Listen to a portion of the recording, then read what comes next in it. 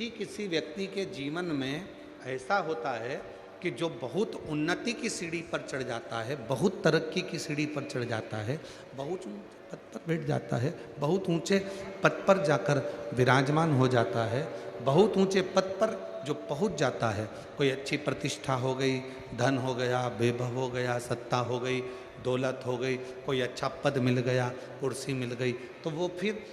दो चीज़ें उसके सम्मुख में आ जाती है। जैसे ही पद बढ़ा,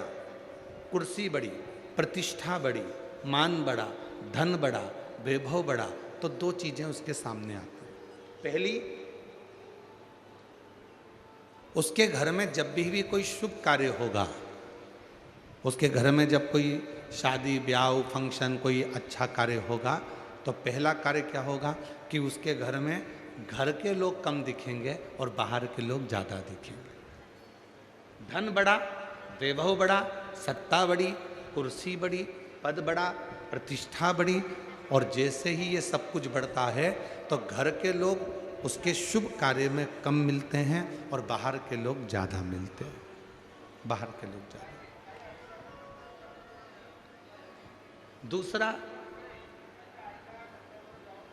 जब तक उसके पास में धन नहीं रहता, जब तक उसके पास में वैभव नहीं रहता, जब तक उसके पास में कुर्सी नहीं रहती, जब तक उसके पास में प्रतिष्ठा नहीं रहती, जब तक उसके पास में वैभव नहीं रहता, तब तक वो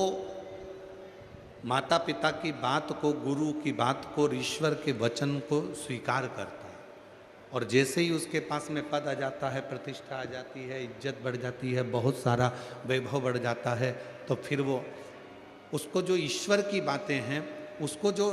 धर्म की बातें हैं, उसको जो सनातन की बातें हैं, जो सत्कर्म की बातें हैं, वो सब ढोंग लगने लगती है, प्रपंच लगने लगता है। दो चीजें उसके जीवन में, वैभव बढ़ा, धन बढ़ा, कुर्सी बढ़ी, पद बढ़ा, प्रतिष्ठा बढ़ी, सम्मान बढ़ा, तो फिर ईश्वर उसको ठीक नहीं लगता, ये सब आडंबर लगने लगता है सब। और शिव महापुराण की कथा क्या कहती है, भगवान शंकर का चरित्र क्या कहता है, सारे देव देव हैं और उसमें एक देव मेरा देव अधिदेव महादेव है, मेरा शिव। पद बढ़े, प्रतिष्ठा बढ़े, नाम बढ़े, शोहरत बढ़े, इज्जत बढ़े, धन बढ़े, तो उसके साथ में तुम्हारी श्रद्धा और तुम्हारा विश्वास भी बढ़ना चाहिए। तुम्हारी श्रद्धा भी बढ़े और विश्वास।